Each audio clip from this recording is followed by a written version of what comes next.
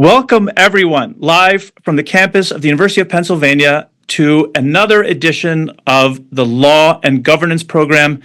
This is a program very kindly sponsored by the Penn Program on Regulation, dating back till November of 2021, in which we both discuss really exciting new scholarship in public law and, on occasion, hot topics in public law like today's discussion. My name is Nasan Mahboubi, the host of the program. And at the start, let me thank Carrie Colanisi, professor at Penn Carey Law School and director of the Penn Program on Regulation, and Andy Coopersmith, also of the Penn Program on Regulation, for their longtime support of this program, including today's session. We have an amazing group of panelists to discuss the implications of the second Trump administration for the administrative state. And we have an incredible audience as well. There will be an opportunity for you to raise questions as well through the Q&A function. So please keep an eye on that. Without further ado, let's get started. Let me invite today's panelists up on stage.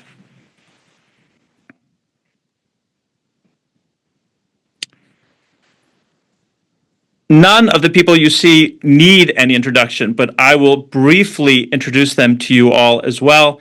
In alphabetical order, Carrie Colanisi, the Edward B. Shills Professor of Law and Director of the Penn Program on Regulation at Penn Carey Law School. Susan Dudley, Distinguished Professor of Practice in the Trachtenberg School of Public Policy and Public Administration at George Washington University, where she previously served as Director of the Regulatory Studies Center. And as many of you will know, Susan also served as OIRA Administrator in the administration of President George W. Bush. We have Jillian Metzger, the Harlan Fiske Stone Professor of Constitutional Law at Columbia Law School. We have Richard Revesz, the Ann Bryce Professor of Law and Dean Emeritus at the NYU School of Law. And again, as many of you will know, Dean Revesz served very recently as OIRA Administrator in the administration of Joseph Biden. And last but certainly not least, Chris Walker, Professor of Law at the University of Michigan Law School and past Chair of the American Bar Association section of Administrative Law and Regulatory Practice. Thank you all so much for joining today. This is just an incredible group, and I can't wait to have this conversation with all of you. We're going to start sort of at the 30,000-foot level, getting your broad reactions to what is happening right now. And I thought I would start with a quotation from a piece that Jillian Metzger has written. So Jillian, you wrote, and I quote, 80 years on, we are seeing a resurgence of the anti-regulatory and anti-government forces that lost the battle of the New Deal. President Trump's administration has proclaimed the, quote, deconstruction of the administrative state to be one of its main objectives. Now, as I hope at least a few people know, you wrote these words back, or published them back in November 2017 in your foreword to the Harvard Law Review. So now, some 8 years later, I wonder if you can reflect on what is happening now and how what you wrote back in November 2017 has aged in the years since. Wow. Back in 2017, I think we were just beginning to see what we're seeing now today. I mean, it was in some ways a very different political and legal landscape. It's true that the Trump administration was proclaiming it was going to deconstruct the administrative state, but it hadn't, at least at the time I've written, done very much yet on that score. And it did become even more strongly anti-regulatory, and they did do some moves of the kind that we're seeing now, some playing around with funds, for example, for the border wall, some trying to move some civil service out of protections into what was called then Schedule F at the very end of the administration.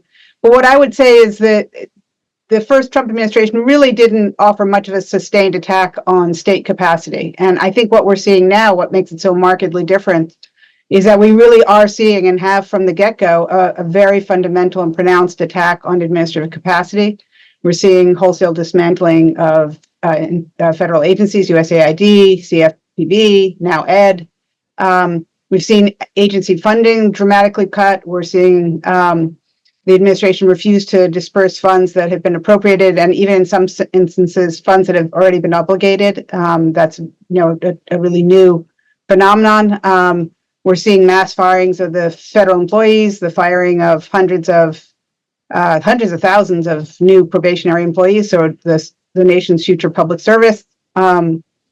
And the interesting thing is it's not just at agencies, right? We're also seeing a lot of attacks at key institutions of civil society, so universities, nonprofits, lawyers, law firms. And then you also have the unique feature of DOGE, which is sort of charged with implementing the slash and burn agenda, and it's sort of staffed by government outsiders and led by the world's richest person. But it's sort of become a way to try and bypass some of the agency bureaucracy.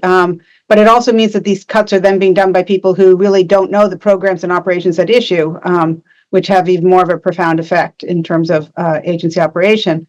The other thing just to flag, and this is, I think, reflecting my perspective a bit as having come from the Office of Legal Counsel in the Biden administration, I think it's really important to emphasize that many of these actions are pretty clearly at odds with governing statutes.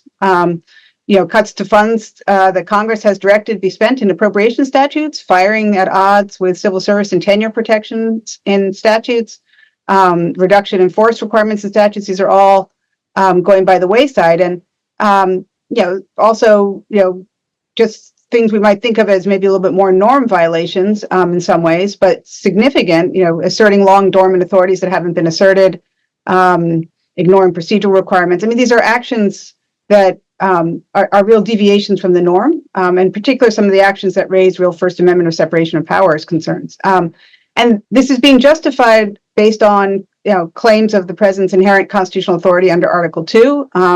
But these are very extreme claims of Article 2 authority. And so what we're seeing basically at its core is an extraordinarily aggressive assertion of presidential power. And the extent to which they're deviating from existing laws does raise for me some real concerns about the extent to which the administration is ignoring internal executive branch legal constraints. There is an extensive practice of lawyering and legal advising that goes on in the executive branch, and it is hard to see how some of these actions are compatible with that process, with prior decisions in that process. And one of the other things that we're seeing is Trump really asserting a lot of control over the Department of Justice. Something, again, long-standing tradition, particularly of immunizing prosecution investigation from political control from the White House, real constraints in the past on communications there that have seemed to be going by the wayside. In fact, Trump seems to invoke the Department of Justice to bring prosecution investigations for retribution for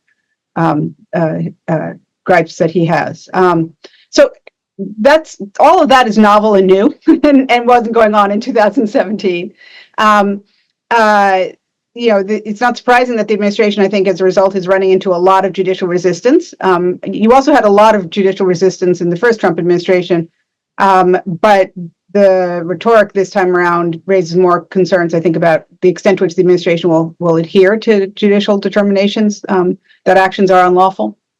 So that's all on the sort of political administration front. There's also an important legal background that I think is worth flagging before we move on, just to have it on the table. When I wrote, what I was focused actually mainly on was anti-administrativism at the Supreme Court, where you were seeing attacks on broad delegations, attacks on deference to agency interpretations, arguments that these were unconstitutional. But those arguments were really happening in concurrences and dissents. The rhetoric was sometimes extreme, but it wasn't in the majority opinions. One of the things that changed between 2017 and today is the emergence of the court's current supermajority, conservative supermajority. And as a result, adoption of some of that anti-administrative statements and arguments that had been in concurrences before are now in majority opinions. So you've had new doctrinal pullbacks on delegations of authority with the major questions doctrine, which is created in this period. You have the overturning of Chevron. You have real retractions in administrative adjudication. And in particular, and of particular importance here, we've had the Roberts Court really embrace the unitary executive theory and take a very broad view of the president's constitutional authority over the executive branch, really rejecting limits on the president's ability to remove certain executive branch personnel, and also last term granting the president broad immunity. And the Trump administration is seizing on those Roberts Court decisions and precedents and using them to press the envelope of presidential power further and in new ways. I think, at least some of the way and moves that the Trump administration are doing will go beyond what I think the court will uphold. But I think it's important to underscore the extent to which the Roberts Court precedents has provided a base from which the Trump administration is acting. That's terrific, Jillian. That gives us a fantastic outline in some ways of many of the things we're going to be talking about in greater depth in this conversation. And I do want to ask everyone else on stage if they also want to weigh in at this 30,000 foot level before we go into some of the details. But I have one small follow-up for you, Jillian. One of the ideas in your Harvard Law Review foreword that really stuck with me was this notion that the first Trump administration was particularly aggressive vis-a-vis agencies it did not like, but more solicitous of agencies it did like. And I wonder if you've had a chance to think about whether that distinction still holds true today. Well, I think if you focus on what it means to like, so those agencies that are critical to aspects of its core policy priorities. So, for example, ICE, I think we'll see an expansion of resources and won't have the same kind of cutting of capacity. We certainly have seen some areas which the Trump administration on policy grounds dislikes getting hit. In fact, that's a key theme, right? That a lot of the cuts and dissembling of agencies reflects the president's policy desire. So a nix on foreign aid, a real nix on any kind of DEI, funding or programs, and working out some animosity against the FBI, perhaps. And all of that seems very much tied to the president's agenda. Great. So let's go to Ricky Revesz. Do you want to go next? Well, I just wanted to add a couple of things to the picture, the great picture that Jillian presented. I mean, no, it wasn't a great picture. I mean, it was a very troubling picture, but you presented it extremely well. So in addition to what the courts were doing in 2017, there were some other developments that had recently gotten started or were getting started then that I think are, part of the story. So one is that the Supreme Court was going to make it more difficult for regulations they were going to be setting hurdles to regulations through its jurisprudence. But also, during the Obama administration, Republican state attorneys general became extremely aggressive in challenging federal regulations. Practice had existed before, but it became, much more pronounced. And that continued the same pattern continued in the Biden administration. And a lot of these actions were filed in single judge sections of judicial districts where you could essentially pick the judge. And they were obviously filed in places where the judge would be most hostile to regulations. These were often also judges who were pretty liberal in one way, which was in granting nationwide injunctions, and that was obviously a problem for regulations.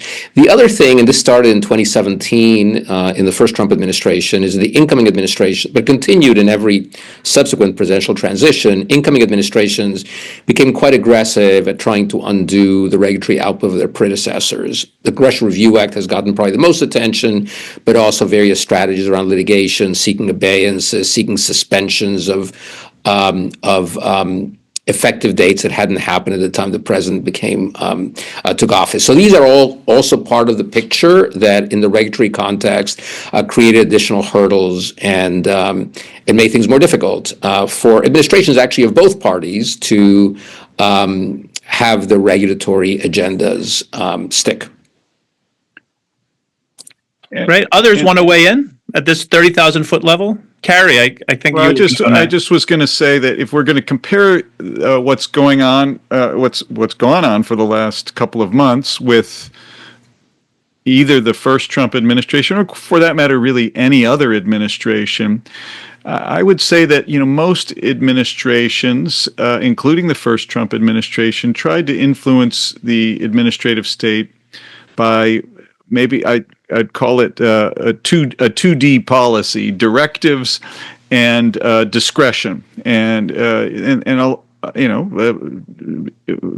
directives being either emanating from the White House or from those officials that have been appointed by the president to head up these agencies.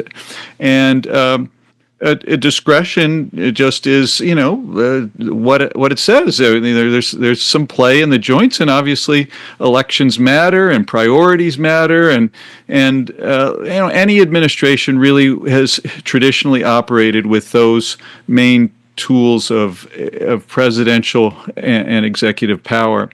And I think those are certainly still important and being deployed in this second Trump administration. But what I think they're adding are two other Ds, if you will, that are really either qualitatively distinctive or being used at just a much greater level. One is what I'd call dollars, and Jillian mentioned that. Just controlling the spending and using the power of payment systems to shape priorities and even in some cases dismantle some agencies. And the second new D, this may be a little bit of a mislabeling, but only so much. But I might call it doxing, and that is it's just spreading fear throughout. I think the federal government, even beyond the federal government, about how firing employees across the board, the power over the dollar spread some fear, and I don't think it's without a coincidence that we are now operating for the first time a presidency in the wake of Trump versus the United States, where the Supreme Court has, declared a much greater, green light zone for a president to be able to operate without the constraints of criminal law, and what that means psychologically for a president, I think, can be different. And also, I think this isn't really directly related to administrative law, but a granting of pardons right out of the gate to so many people systematically without any real review, to people who committed violent offenses even. I think it just shows a real willingness to play favorites and to intimidate. And we're also seeing that, of course, with a number of actions that are being taken by executive order that are targeting specific individuals to revoke their security clearances, or some very major law firms as well. And that's just a really different level of use of presidential power that I think also is important to the context of what we're talking about with this administration.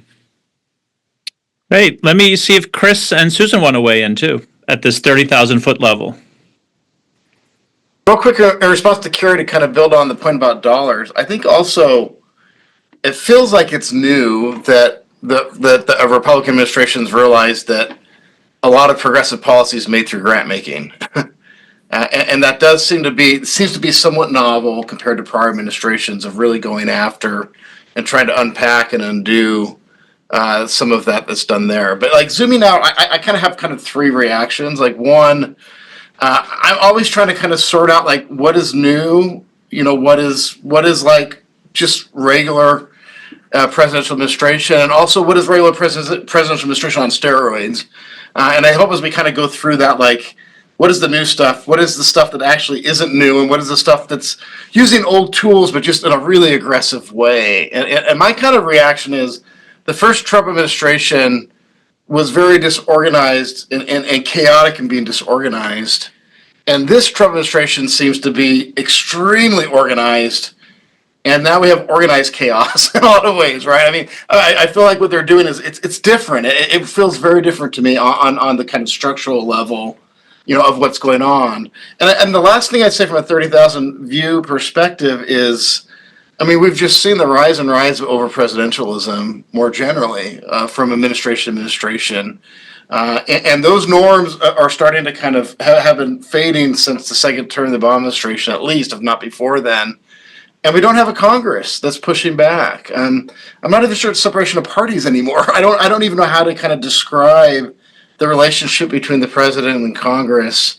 And I don't think that's sustainable. And that door's open now. And I think the current administration is just walking right through it. Now, I do want to pause.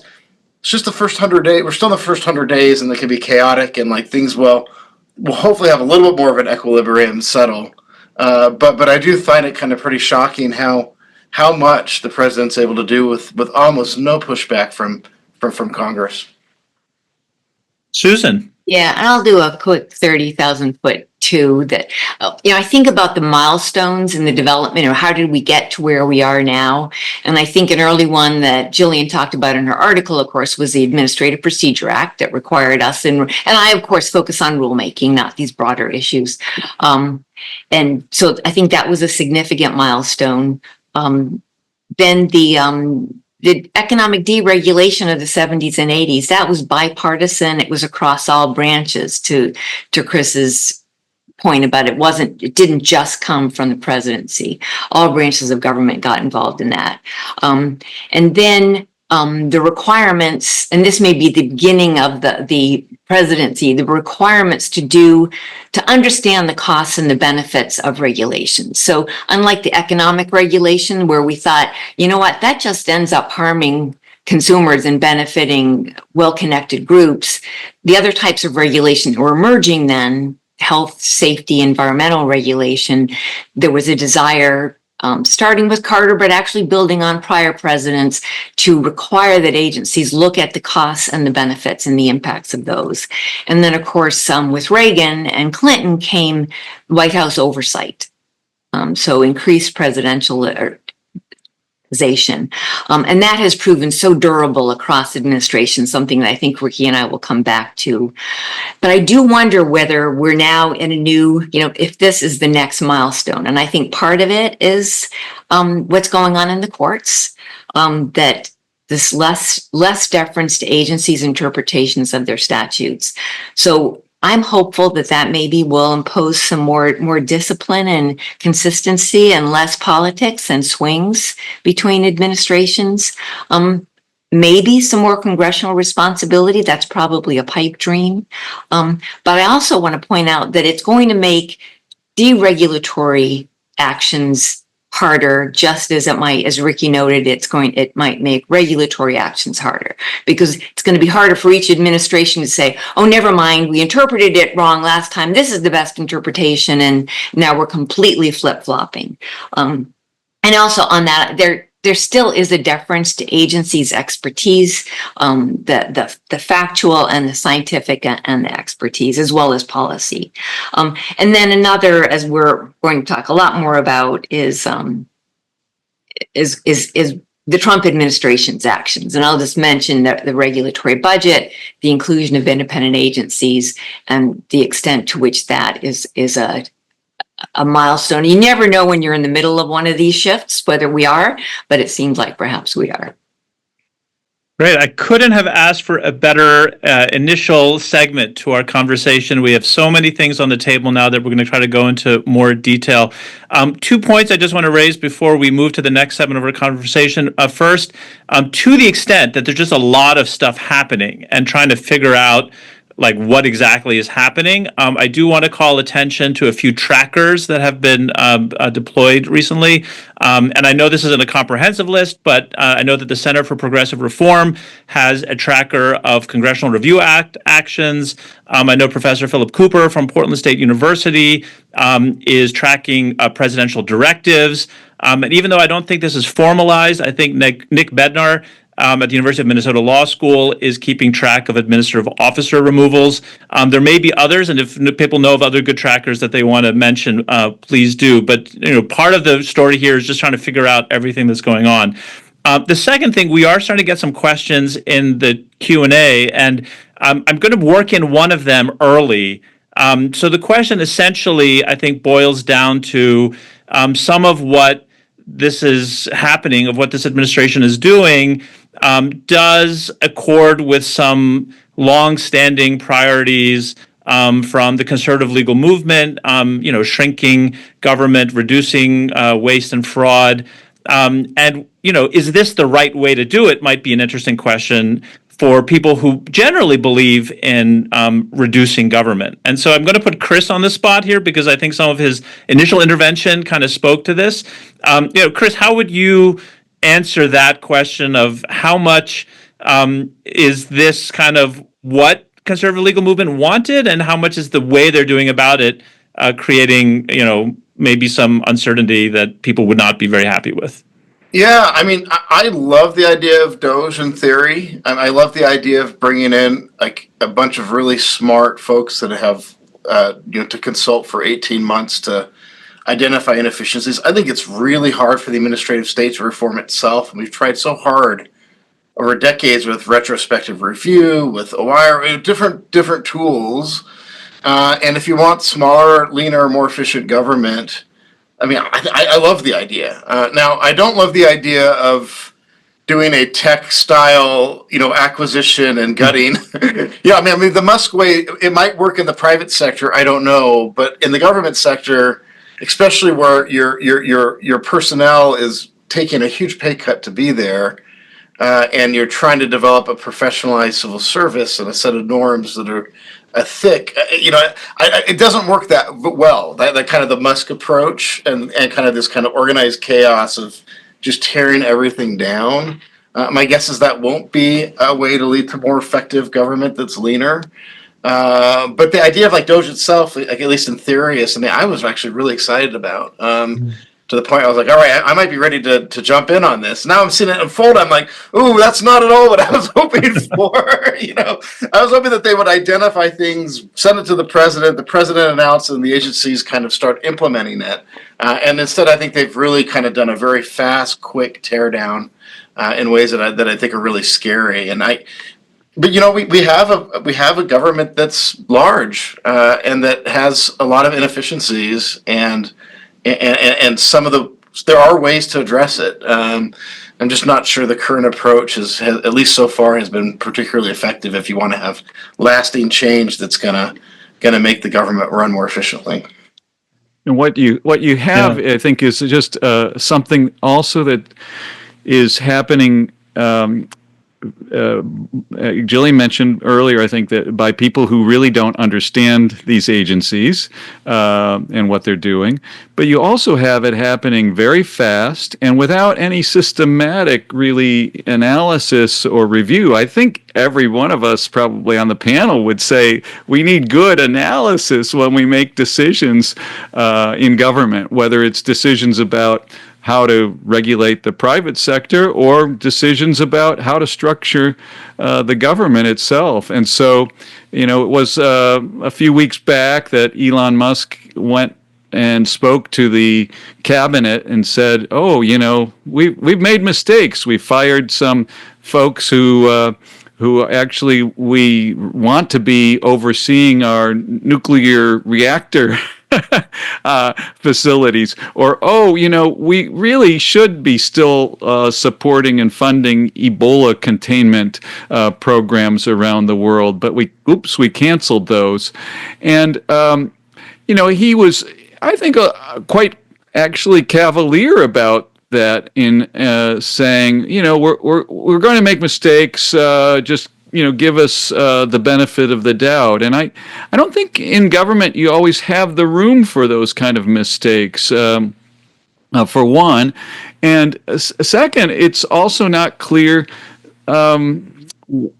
what kind of process and authority someone like Elon Musk has to be making these substantive decisions. We have a democracy for a reason. And, I agree with Chris that a consultative process, and I think we're all probably can all agree we should be always striving to improve government, and there are ways to improve it.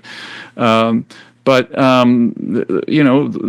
we also have a democratic process. It too will make mistakes, but at least then they are mistakes in some sense that we as a polity own and have made and are responsible for. It's not clear, how these decisions are being made at all, and that's, I think, really destructive. And I think one of the questioners says, well, won't something good kind of come out of this? We get some short-term pain for long-term gain. I don't even see the vision for the long-term gain, being reflected here in what's happening. So that's also troubling. There's some enough commonality, I think, between both Carrie and Chris's critique that it also makes me wonder for another version of reinventing government. Would there have been, some greater consensus? I'm, like many of you, old enough to remember Al Gore's reinventing government in the first, or maybe it was the second Clinton administration, and that clearly is not this approach, but it is interesting to contemplate whether there could be some bipartisan consensus around some elements of reforming government. But unless anyone wants to jump in on that in particular, let's move on and kind of get more into the weeds. We are in this very special circumstance here of having two former OIRA administrators on our panel representing two different administrations, George W. Bush and Joe Biden. So why don't I go to them to maybe go into some more detail about the dismantling of agencies. Obviously, famously, USAID may no longer exist, and the Department of Education may be on the chopping block. Firings are also pervasive throughout. I wonder if both of you could kind of go into a little bit more detail about this dismantling component of the story and what most catches your attention and interest. Thanks, Nathan. I'll start. I think I'm going to avoid chainsaws and tariffs and annexing neighbors and some of these other things, and just stick to my swim lane, which is regulation. And maybe I'll start with just an overview of the regulatory actions that we've seen. So right away, we saw on the very first day, and we continue to see executive orders, a very aggressive use of executive orders, rescinding Biden actions. We saw a pause of regulations, rescinding Biden actions. Those were expected. President Biden did the same thing with the prior Trump administration. Interestingly, though, to me, and I care deeply about the durability of the requirements for regulations to be based on sound analysis and to the OIRA process. So I care. So I guess we've said OIRA. People know that OIRA is the Office of Information and Regulatory Affairs, I assume, but I'll just spell that out. So interestingly, none of Trump's orders have rescinded Executive Order 12866 from the Clinton administration, which has guided regulatory review for, I should have done my math before I came, but more than 30 years now, more than 40 years, 30 years. Nor did he rescind President Obama's significant executive orders on regulation. So I think that's interesting. He did revoke President Biden's amendments to 12866, just as Obama had revoked George Bush's amendments to 12866. Another thing, of course, the one that we're all thinking about is this 10-for-1 executive order that agencies have to get rid of 10 regulations for every new one that's issued. I frankly think that's a rule by rule that count is kind of gimmicky. And it can be gamed, as Carrie has written about, that, depends on what you count as rules that count as the rules that you're bringing in, as opposed to what you count for the rules that are going out. More likely to be binding, though, is the cost offset. And that's this incremental regulatory budget that in this most recent order said that the net costs of regulations should be zero or less than zero. So one might ask, why would you need a budget when we all agree that this test of whether benefits exceed costs is an important test? I think there is an economic logic for it. We see it with the fiscal budget. I think the arguments are similar. And one is that the cumulative impacts, when we look at regulations one at a time, we often don't capture the cumulative impacts. And so something that's a broader perspective catches that. Also, the opportunity costs of publicly provided goods, whether you're providing them through taxes or through regulation, increases as they displace private goods. Don Kinkel, who's a Cornell professor, has a forthcoming blog on this in the journal, the Society for Benefit Cost Analysis. Also, just the incentives that it provides agencies. It makes them think, since they're spending money that isn't their own, it provides them incentives of which rules will have the highest net benefits.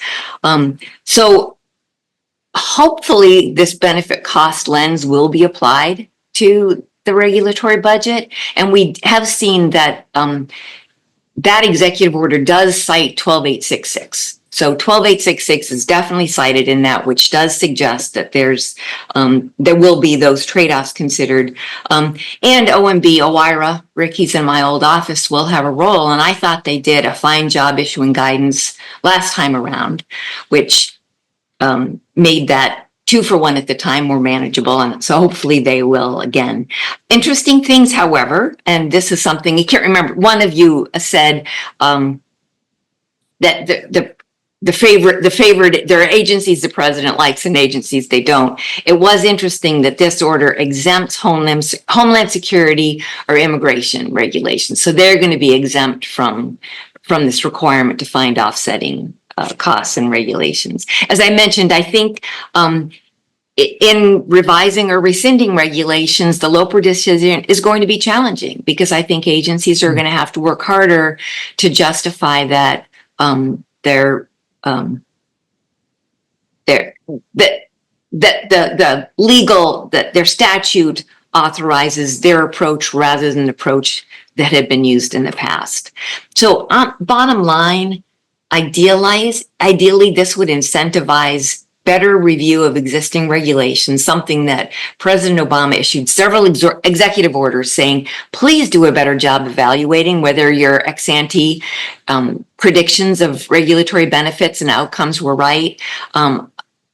Ideally, in the best of all worlds, I think Chris mentioned this, that's what would happen with this. It's not clear, as Carrie said, given the way that it's being approached, but it would be nice if we did look at what's working and what isn't, because I think that would allow us to write better regulations the next time around. And I think in the end, what it's likely to do is slow the pace of new regulations, although perhaps not revisit and remove existing regulations that may be outmoded, et cetera.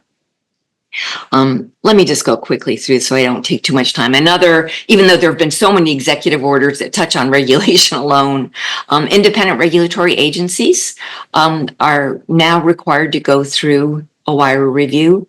That is something that has had bipartisan support. And we can talk more about that if people are interested. I hope that what that does is it makes those regulations, it makes their analysis better, makes them supported by better evidence, and coordinates them better across the government, because those are two important roles OIRA plays. A third role, of course, that it plays is provides make sure that the president's prerogatives and perspectives, and I think that's the fear with the independent agencies. But I'll set that aside for the moment. And then, of course, the wild card is DOGE, and I will agree with the concerns that Chris and Carrie raised. I hope that they will work with OIRA. I had an op-ed in the Wall Street Journal a few months ago that used a Seinfeld reference that I realize younger generation don't necessarily know, but it was the yada yada yada episode in Seinfeld where Doge says, we're going to take these executive actions and yada yada yada, smaller government. Well, it's the yada yada yada that matters. You got to do your homework, you got to do the analysis, you've got to go out for public comment, and those are all things that are going to matter whether all that rules, all that works. And then the other two things I'd like to touch on, but maybe I can wait until after Ricky's had some thoughts and we can do some back and forth on this, are the social cost of carbon. There was an early executive order that directed EPA to update the social cost of carbon within 60 days. And I think that date is fast approaching. And then the other is Circular 4. The president directed OMB to revoke the 2023 revisions to the guidelines that agency used for developing their regulatory impact analysis and has gone back to the 2003 version. And so that's something I think we could also talk about. But if it's all right, Nathan, I'll just stop there. And Sure. Yeah. Ricky, please. Thank you.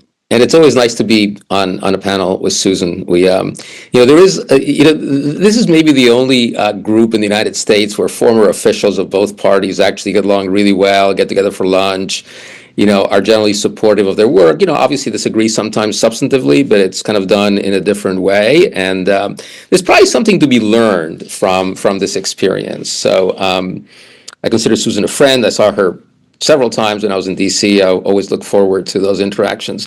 I agree with many things Susan said. I disagree with some of them. It's probably what you'd expect. The 10-for-1 executive order, I think it's just a gimmick. The 2-for-1 executive order was a gimmick for reasons that Kerry pointed out very persuasively and others did as well. This will be like 5 times as much of a gimmick because basically they'll need to do the same thing but with bigger numbers. Some agents are exempted. Deregulatory actions are actions that reduce costs. Whether something reduces costs or not is somewhat manipulable. Even supporters of this 2-for-1 acknowledge that there was some gimmicky stuff going there. So I don't lose a lot of sleep on it. I don't think it'll do a lot of harm. I'm confident it won't do any good. It's a message. I see it as a messaging thing. The regulatory budget, I actually disagree with Susan, or at least I don't necessarily disagree with a version that Susan put forward, which is this really should be done should be guided by the net benefits of a rule. The goal should not just be to get rid of some regulations that cost some money. Some of the regulations that cost some money might have humongous benefits. Whereas some other regulations that don't cost very much money but actually are net costly, those should be gotten rid of if such regulations exist. It is possible that a very smart way of doing this would pay attention to net benefits along the way. I think it's actually fanciful to think that that's what's going on, and I don't think that just the fact that they have to run the repeal through Executive Order 12866 is going to acknowledge that. So that's why I've always been very skeptical that proponents of regulatory budgets really want the government to work well, because if they wanted the government to work well, net benefits would play a big role. And in none of the proposals, either this administration's or the past Trump administration or any of the various bills in Congress, has there been any attention to that. So I see this as basically a bad thing. And my hope is that they won't be able to implement it, and so that it won't do much harm, but it could actually do a fair amount of harm. I'm also just generally skeptical that this administration will use good analysis. I think the last administration used absolutely terrible analysis for many of their deregulatory actions. In fact, had a terrible loss record in the courts. The Institute for Policy Integrity that I run at NYU Law School tracked this at one point, and even by the end of the Trump administration, their win record on regulations in the courts was 23%. This is compared to 70% in past administrations of both parties. Until Trump, there hadn't been much difference across parties, Bush, Obama. Clinton had similar win rates when the races were challenged. Trump did not. I was actually on a panel that Susan and I were on a panel with Naomi Rao when she was the administrator, and my talk was, this was early on. Here are 10 analytical flaws that are so serious that are being reflected in the regulatory actions of the first Trump administration that no respectable economist would say this was even plausible. And actually, there was kind of no response. And I think Susan, it was published in this, conference blog post that Susan ran. I don't think they'll do better. Actually, the win rate for their first year things was something like 6%. They did things like this. They would, for example, postpone the effective date of rules and say the benefit of that is saving industry the money that it would take to comply with those rules. We had to, at least it would save them for a while. Paid no attention to the fact that there'd be like benefits that wouldn't be accrued during that period, that those rules had net benefits, and they lost a big DC Circuit case right off the bat. My prediction is the same thing will go on. I can't imagine. I don't think that Jeff Clark, who is the acting person in the office that Susan and I held, is going to do a better job than Naomi Rao. So that's my prediction. It's a little too early to tell. There are some things the administration is doing which are completely designed to make sure that bad analysis happens, or at least that the American people are precluded from getting net benefits that they would otherwise get. And the example I will give here is last week, EPA announced that it's closing down its Office of Research and Development. This is like 1,000 people. It's a big chunk of the agency. This is like the scientific part of the agency. It's really a crown jewel of the agency. Very distinguished scientists have worked there across administrations. There are people who were there for 30 years, so they obviously spanned every administration since Clinton. It includes like the leading toxicologists who are the world's experts on the harmful consequences of some contaminant. Why would you get rid of this whole thing, just across the board, other than it's kind of like a hide your head in the sand approach to public health. I mean, if you don't know something is bad, then you won't do anything about it. The result is going to be that there are going to be significant number of additional deaths and illnesses and lost work days and so on. There is no good. If someone said, 1,000 people is, too many, the optimal size of ORD is like 723, you could debate that. Someone might think that 1,000 was too few, but you could actually have a discussion. No discussion to be had on getting rid of it. Susan mentioned A4 and the social cost of greenhouse gases. So these were two things covered by day one executive orders. I think Susan and I are going to disagree on this, but I think what the administration did in withdrawing Circular A4 is completely unsupportable by any plausible argument. I mean, first, this is a process that requires peer review. There's a Regulatory Right to Know Act that requires peer review. Peer review was done in 2003 by the Bush administration. We did a peer review. We actually did a serious peer review in that we hired an outside consultant to pick the peer reviewers. In the Bush administration, John Graham picked his friends. It turns out that John Graham had very talented friends, and I have no objection to the friends he picked. On the other hand, it's not a gold standard way of running a peer review. No peer review was done. I mean, no peer review really could be done at this point because once the president said this thing has to be rescinded, I don't know what a peer reviewer would actually do or what the role of peer review was, but this is actually a violation of the Regulatory Right to Know Act. And to tell you how terrible this is, I'll give you one example. So one thing we did is one of the discount rates that had been used since 2003 was 3%. The 3% discount rate was derived by looking at the net return on 10-year government bonds for the previous 30 years. So we looked at this. We actually thought the formula the Bush administration had used was a good one, and we kept it. We used exactly the same formula. And it turns out that the real rate of return on 10-year government bonds for the previous 30 years now is 2%. And that's what we did. So now the Trump administration is basically saying, we agree with the approach that the Biden administration used. We just think it's better to rely on a time series that's 20 years obsolete, 20 years out of date, than the most recent time series. There's no respectable scientist or economist would say this was even plausible. Same problem that the first Trump administration had. I had an op-ed in the New York Times a few weeks ago going over this. So Could there be changes to A4 that would be supportable by a serious process? Sure. I mean, and we actually try to explain everything we did. It's a company, the Circular A4 is 100 pages long. Our Circular A4 is accompanied by a separate 100-page document responding to all the comments, of every peer reviewer and explaining every single decision we made. One could redo that. I'm sure that a different group could come up with different ideas. But this is not a way to do it. And some of the results here are basically textbook examples of arbitrary and capricious action.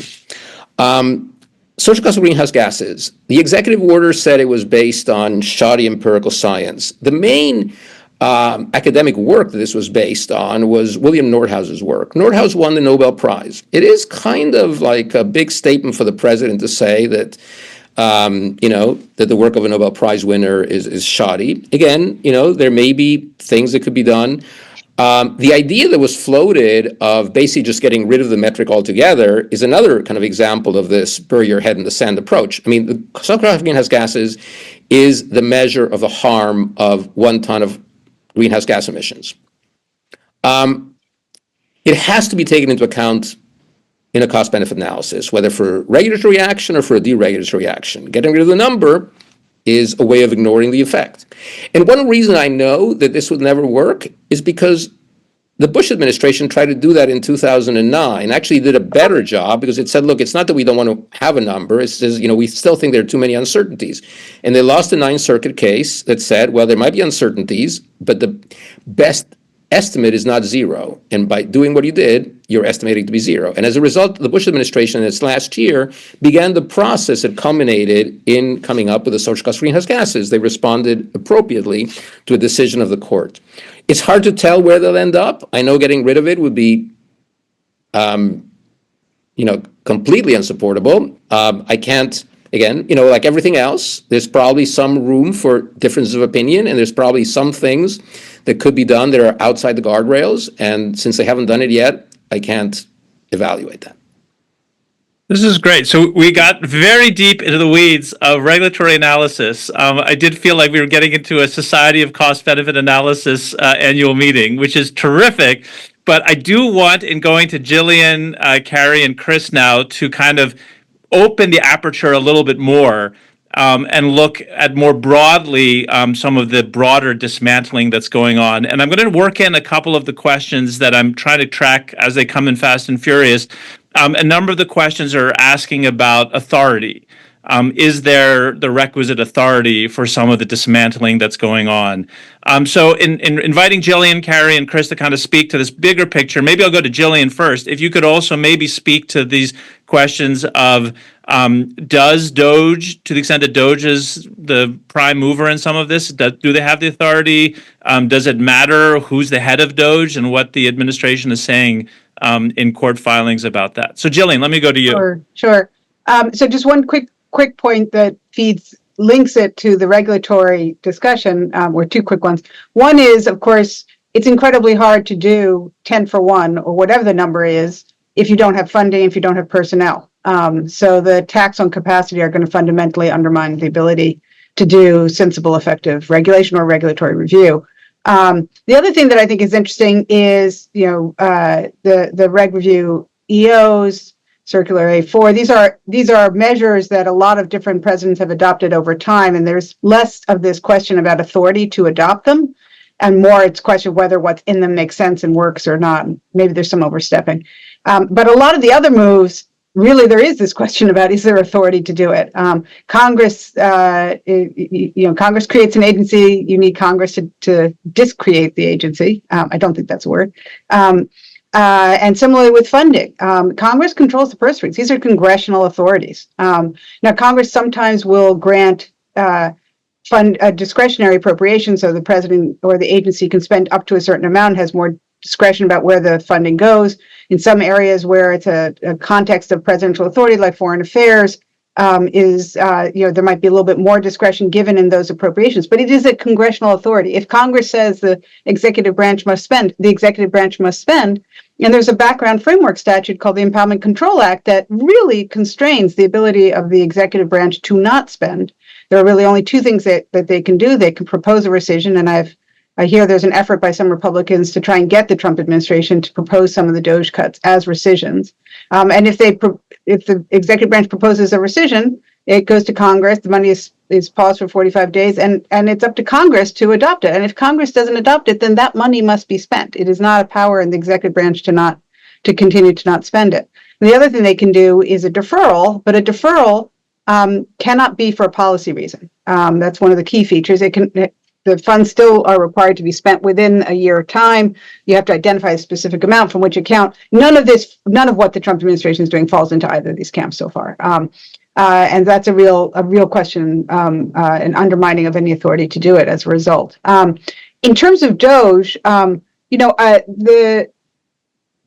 the statutes, a statute delegates power to the Attorney General to oversee the Department of Justice, or the Secretary of HHS to oversee HSS, and therefore that official has authority to make decisions about the agency and how it's run up to certain parameters.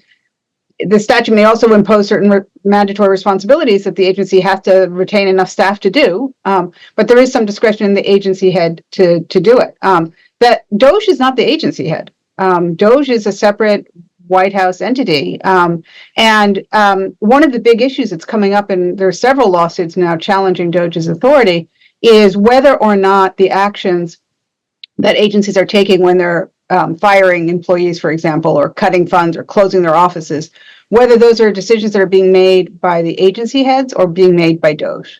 And there's a separate question then about who exactly is in charge of DOJ, and we're hearing as many varieties on that point as you possibly can. But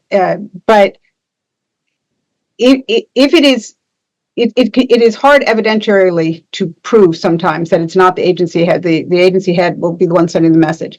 But then you get these declarations in these cases that make it quite clear that it is the DOJ people who are telling the agency head what to say. And so that's a matter of dispute in fact in these cases that makes them a little complicated. But certainly if DOJ is making those decisions, DOJ doesn't have the statutory authority to do that. And it also raises this question about the appointments clause, because, if Musk, for example, and part of the issue is Musk the head of DOJ, but I think there's enough allegations that he is, so we can just go with that as an assumption for the moment. If he is, and if he is the one making the decisions that are, for example, closing certain agencies down, so that is an exercise of significant authority that would put him into an officer and principal officer category. He has not been appointed as any kind of officer. The argument by the administration is that he is simply an advisor to the president, and just like the chief of staff isn't appointed, right? And that means that you're not exercising independent authority; you're exercising the authority of the president. Again, it leads to an evidentiary dispute, but there's also a lot of evidence, including from statements from Musk and Trump himself, suggesting that Musk is exercising a fair amount of authority. And if that's the case, then you run into an issue about the appointments clause. So those are some of the authority issues and some of the ways in which the actions that the Trump administration has been taking are of questionable legality. That's great, Julie. Let me go to Carrie next, and I guess that Carrie's going to want to say a little bit about the discussion between Susan and Ricky on sort of regulatory analysis, but also I hope you can sort of build on some of what Jillian was just saying about the broader picture of dismantling, including questions of authority and the Impoundment Act. If you can speak to that as well, that would be great. I'd be happy to do that. Susan has her hand up, though. Maybe she wanted to respond first on the regulatory review issues, which then I'm happy to take the direction, Nason, that you had. That sounds good. Before that conversation fades too much. We go back to the distance. land of regulatory analysis. Go ahead, Susan. That's right. I'm taking us back to the Society for Benefit Cost Analysis conference instead. But I just need to push back just a little bit on things Ricky said. Ricky, who I agree is my friend, and I'm so glad at this community of OIRA administrators that we have that bond. But I think your statement that there's no plausible argument for what this administration did, I think that's just wrong. I think it was fully expected because the 2023 version really did politicize regulatory impact analysis. It departed from widely accepted analytical principles. You did seek peer review, but the peer reviewers did not support many of the key changes that you made. And so seeking peer review and actually responding to it are two different things. And it's the responding to it that's the important part. And I mean, the Society for Benefit Cost Analysis, all the former presidents of the Society for Benefit Cost Analysis sent you a letter on some key things. Now, I think that there really are some worthwhile updates, and I think they're important. But I mean, just quickly, because you talked about the discount rate, the time period, and Christina Romer, the chair of the Council of Economic Advisors in the Obama administration, was one of your peer reviewers. And she pointed out that the most recent 30-year period that you say just updated and modernized it was not normal. It was monetary policy really influenced that and skewed that rate lower, so that the central value of the peer reviewers is a higher discount rate, closer to the 2003 version, with some sensitivity, because there are a lot of other factors that matter. And so choosing a single number and a very low number is what I think tends to put a thumb on the scale. The social cost of greenhouse gases, I agree that abandoning it altogether would be wrong. I think it's an important factor to consider, but there are legitimate scientific and economic arguments for two different assumptions, and each administration can radically change that number depending on whether you look at effects on the entire world or on US citizens, and what discount rate you use. And those are legitimate things to disagree on. And in fact, I have encouraged, let's use the range and let policymakers, let's not put all our policy and embed it in the analysis, because that lends a veneer that just isn't there. And instead, lay out these numbers, let policy analysts see that range and see how sensitive the numbers are to some of those key assumptions. I mean, another thing that the circular did that was very positive, and I was looking at distributional impacts. The 2003 version really doesn't, it just says you should, but it doesn't tell agencies how. That was a very positive addition, except it went a step too far and tried to put weights on things. And I'm not going to get into that for this audience, but that is something that just does not have the support in the literature at this point. So it would have been better to do that analysis and not try to push the envelope in ways that I think obfuscate important information that policymakers should have to make good decisions. Because we should keep in mind that regulatory impact analysis doesn't determine the decisions. It should be providing a transparent accounting of what we know about the economic efficiency of different alternatives and who bears the impacts. And then policymakers bring all kinds of other factors into account in making their decision, but they should be based on an objective analysis. Carrie, Ricky, let's give Ricky a chance. I'll let Ricky respond, and then I will come back. And then you'll come in. But Carrie, it may not be a bad idea for us to invite Susan and Ricky to Penn for the extended version of this debate. We would love that. Ricky. Oh, you're muted, Ricky. I'll be very brief. As an apology to spending all this time on regulation, I will point out that this event is being sponsored by the Penn program on regulation. So I won't feel too bad about this. Just a couple of things. First, one thing that Susan did during the last year that I think has been very bad for this community is calling our approach politicized. You might disagree with it. You might agree with it. We had a very upfront notice and comment process. There were comments.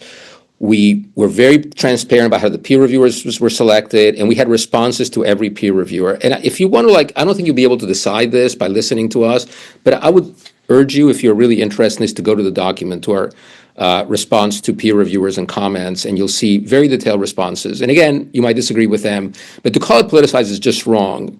And I will also say that these presidents of the Society of Benefit Cost Analysis were a minority among academic economists in that view, and that they did write to me a letter, and we responded and made this was a letter in response to the proposed rule, and we made changes. For example, they thought that having a discount rate to one decimal place injected false precision. They persuaded us. We made that change, and other changes were made as well.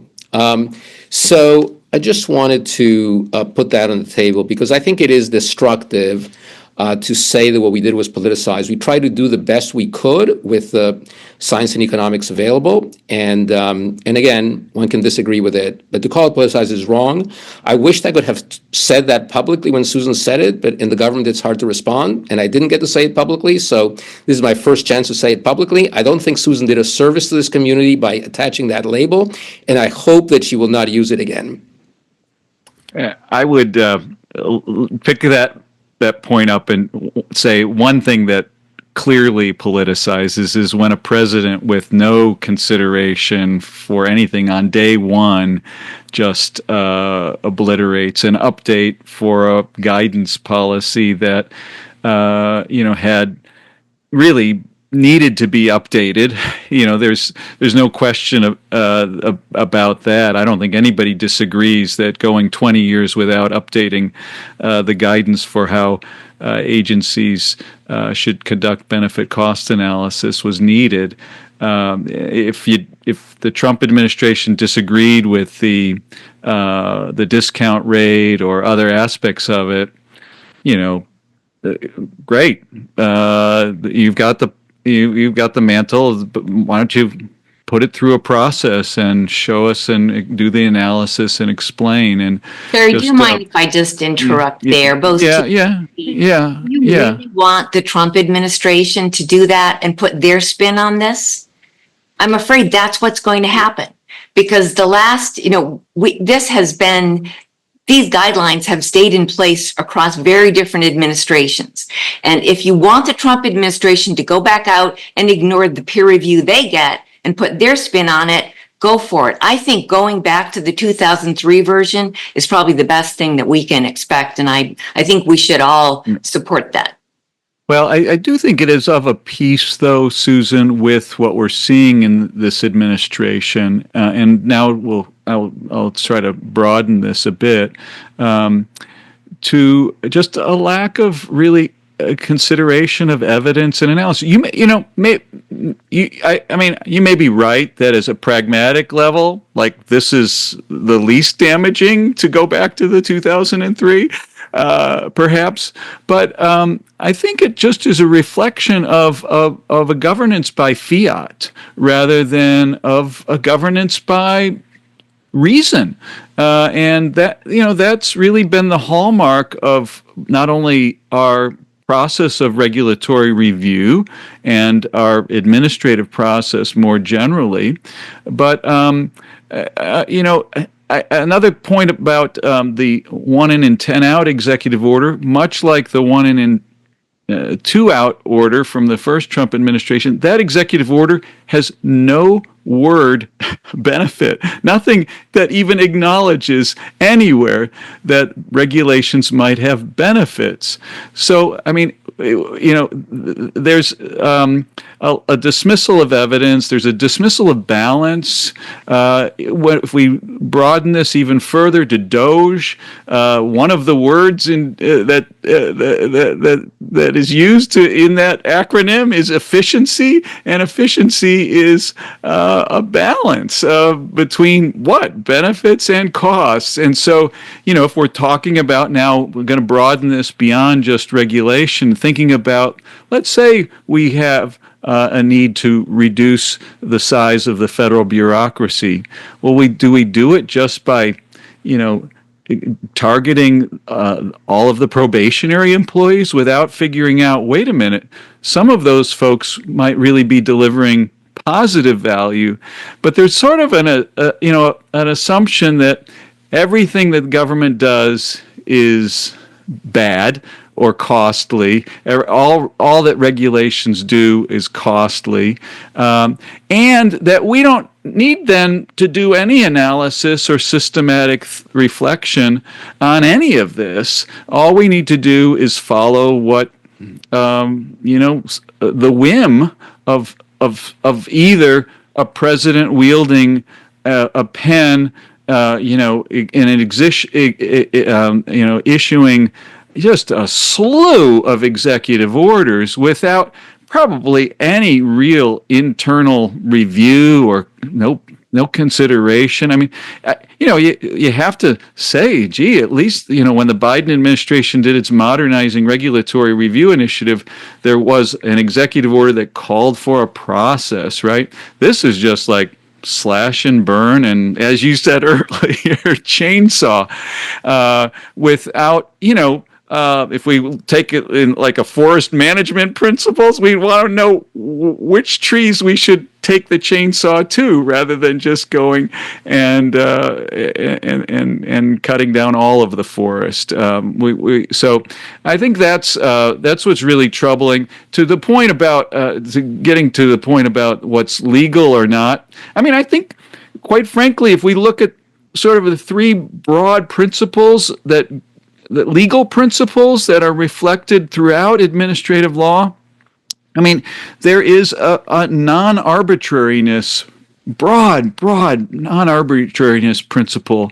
It's reflected certainly in the Arbitrary and Capricious Act, but it's also reflected in agencies having to justify on statutory grounds why they do it. There's a need for reason. So that seems to be a principle that's really being either tested or disregarded in places. Another big principle is transparency. We just really don't know a lot about who's doing what, why, when, and there isn't a lot of public opportunity for input or comment. Things are moving, so fast. There can't be. And then a third thing, and I think this may be the most troubling of all, is we have a strong set of anti-favoritism principles in our administrative state. And there's a real worry about putting people who have businesses and business interests in charge of making some of these decisions, where they might be clouded in their judgment, or maybe actually be benefiting financially from some of the decisions that they're being made. And so I think, to your larger point, Nason, about the legal authority, I think those are the principles that are bedrock principles of American administrative constitutional law, of the rule of law, really. Non-arbitrariness, transparency, and anti-favoritism. And all three of those are really, really deeply being, disregarded in lots of things that are happening. That's great, Carrie. Just before going to Chris, I'm doing my best to both. We only have about 15 minutes left for our discussion, and there's a ton of interesting questions in the Q&A. I hope people have access to the Q&A so you can see some of the questions. And just two things that I want to highlight right now. Carrie, a lot of what you just said, speak to them. I don't know if you want to say more, but Peter Strauss mentions that, does anyone want to address conflict of interest ethical issues? That's sort of embedded in some of what you said. If you want, you could say an additional word about that. And then Vicky Portney is asking if we want to say more about the degree to which APA rulemaking is not being deployed in any way. Does it matter? And why isn't there any litigation on that particular issue? Do you want to say anything about either of those, Carrie? And then we'll go to Chris. Well, I will just say that there is litigation on the APA front. I mean, there are, there's, you mentioned trackers before. It's Just Security has a nice litigation tracker that has about 137 right now lawsuits that are in its tracker. And many of those, especially those related to Doge and how it's operating, are, questioning how how decisions are proceeding on APA or Administrative Procedure Act grounds. There's ultra vires questions about whether DOJ has statutory authority.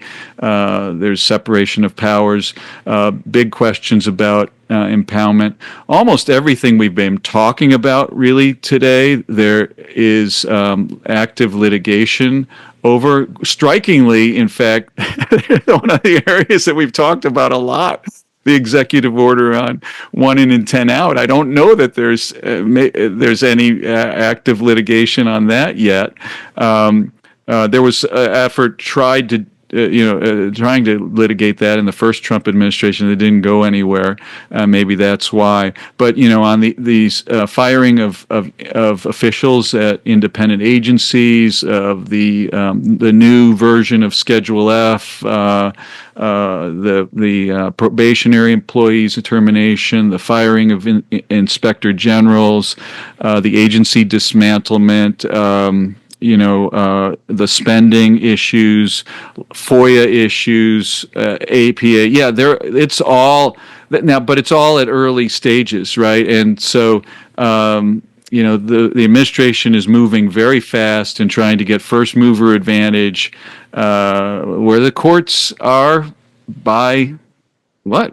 because they operate by reason and transparency and anti-favoritism principles, right? They're deliberate and slow, and we don't have anything really definitive just yet. A number of these lawsuits have resulted in some early injunctions. We're likely to see the independent agency issue go up to the Supreme Court. Humphrey's executor, I think everybody probably expects, will be modified, if not overruled, by the Supreme Court eventually. But right now, the administration is acting as if it has been overruled.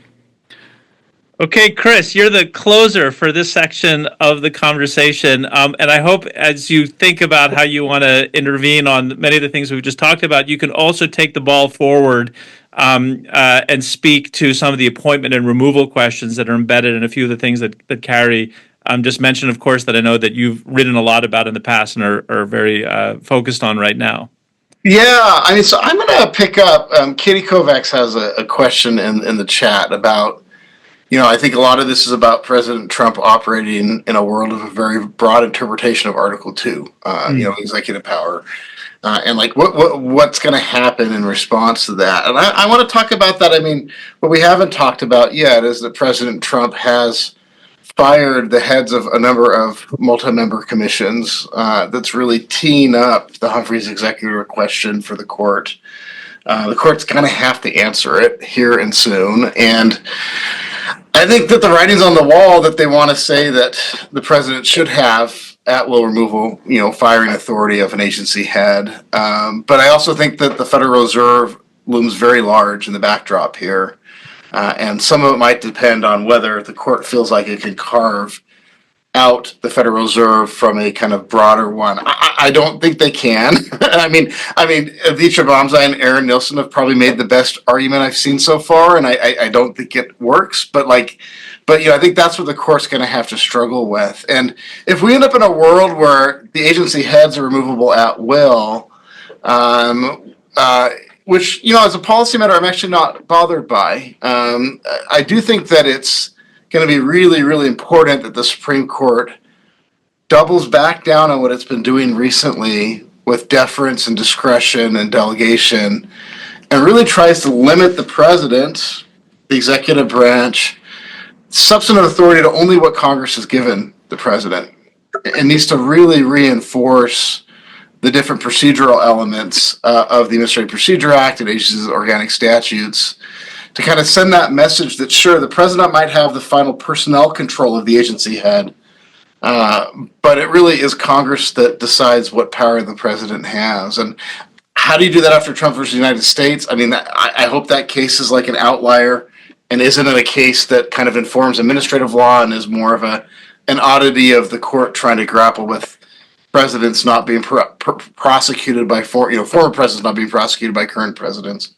And that does lead to the last point, though, of you need a professionalized civil service in that environment to be able to make sure that the laws that Congress has enacted and given power to the president and the executive branch are going to be, followed and implemented. And I worry deeply of the unitary executive turn going all the way down. Even Justice Scalia didn't want that. I mean, like Myers, no one wanted that, right?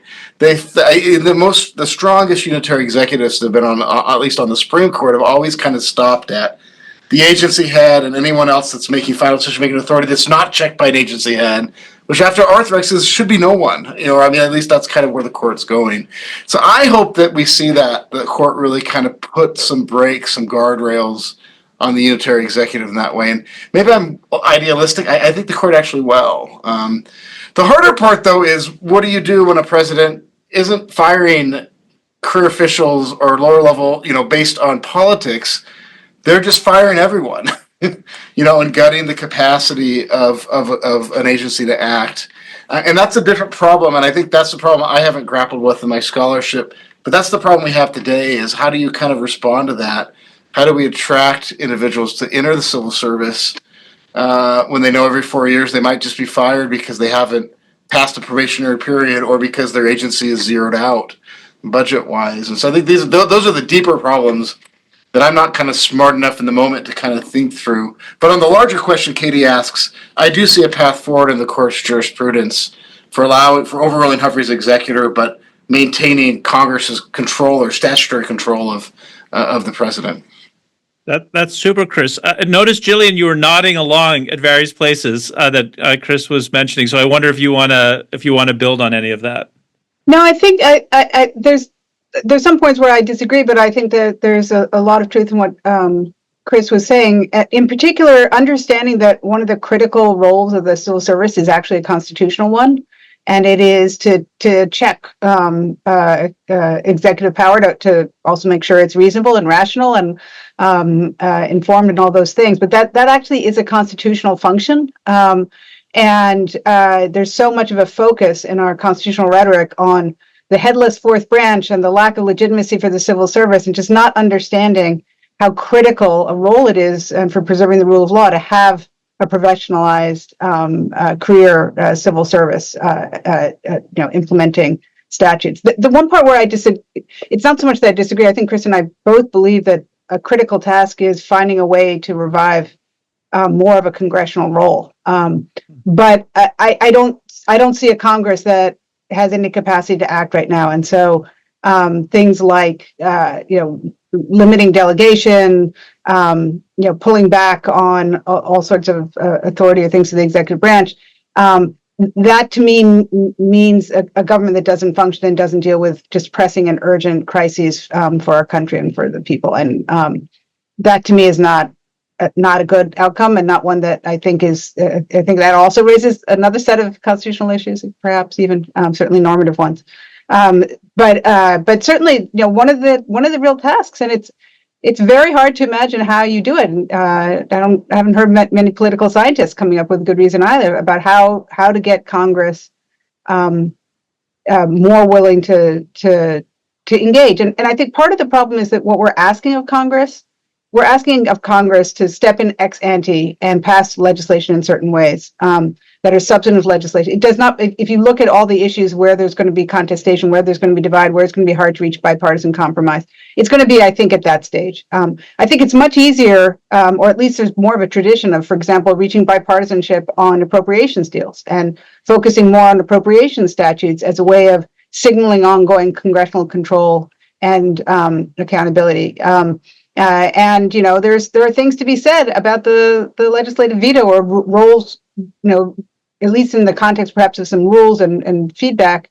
We've tried to replicate this with the CRA, but it's limited in terms of what it can achieve, of trying at the back end to get congressional input to try and deal with some of these issues. Chris has a piece on congressional reauthorization as I think, going very much to exactly this idea. So I do think that's a very fruitful area to think about and to be concerned about. I'm just not willing to sacrifice government in the interim until we get Congress functioning. Right. So we have 5 minutes left. We had initially thought we would do a whole segment looking at the judiciary, thinking about the degree to which judiciary is, creating a check on some of the administration's actions and what's going to happen to the Supreme Court and maybe the debate about injunctions.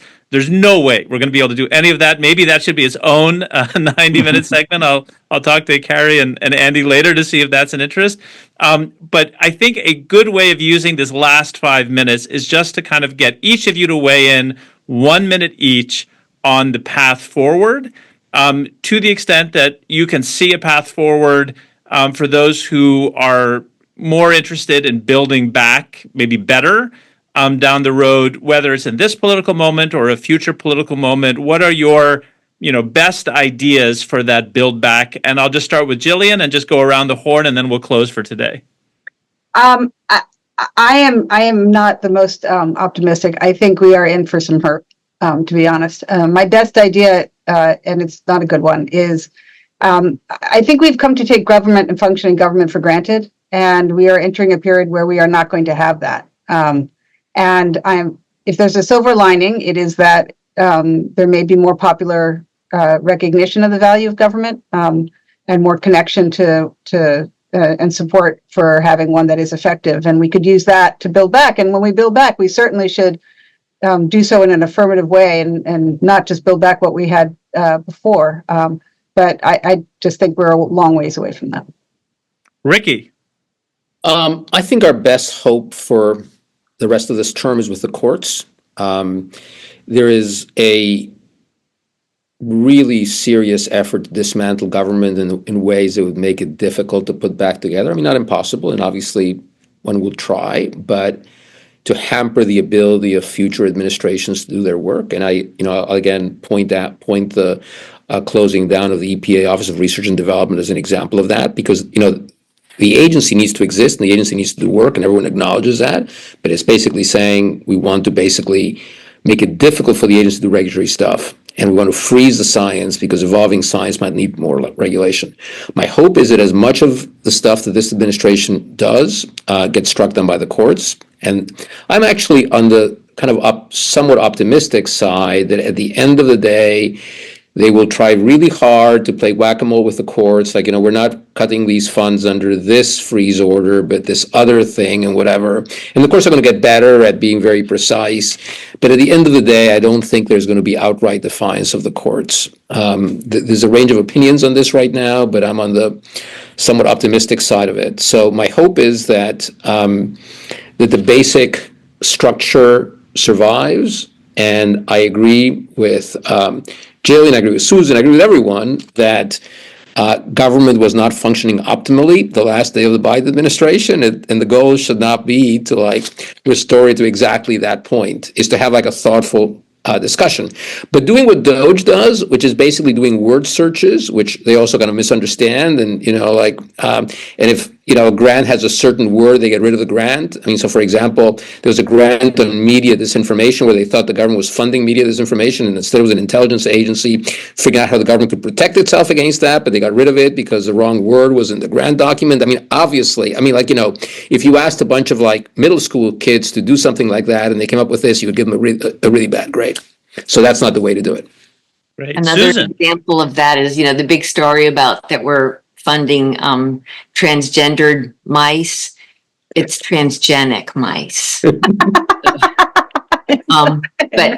I'll agree with Ricky too. There is that I think I'm counting on the courts, and I think the courts may help us realign our branches of government in a way that has long-term benefits. And let me also just get narrower. I'm also, I hope that, Ricky and I both believe in OIRA, and I'm really hoping that OIRA is able to continue to be that balancing, that keel for this ship of state that tends to rock pretty wildly from one administration to the next. Carrie, and then I'll give Chris the last word. Well, I think would be great if the courts can really be the keel too for the ship of state. I think I'm most troubled actually about the assault on the courts and on the rule of law that the administration is undertaking, perhaps because they realize that that's the biggest barrier that they have. The Congress isn't standing up. The public isn't yet really reacting. And, it's not just whether there's outright defiance, but there might be eventually some outright defiance of, let's say, a Supreme Court order. And then we're I think, definitely in constitutional crisis mode. But there's also just this rhetoric and the calls for impeachment of judges who make rulings that the administration doesn't like. That kind of hostility. There may be calls to sort of remake or pack the courts. Somebody in the Q&A mentioned that. We don't see that just yet, but this is still early days. The attacks on the right of counsel and on law firms is really disturbing.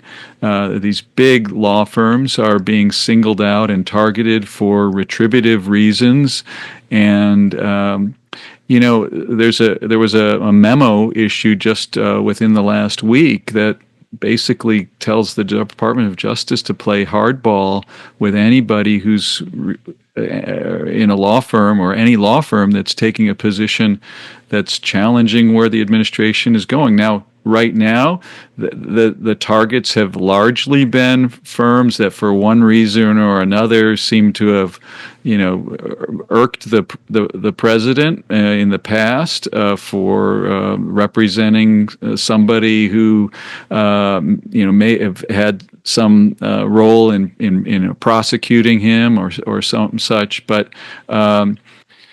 What will that mean down the road for law firms or pro bono practices that might enter into the regulatory space? I mean, we don't know. I mean, I just don't know how far this will go. Just today, we had another law firm that was Jenner Block that was targeted by another presidential declaration. So that's deeply disturbing. The right of counsel will, if people can't have lawyers to represent them to challenge the government, I don't know if we can really count on the courts.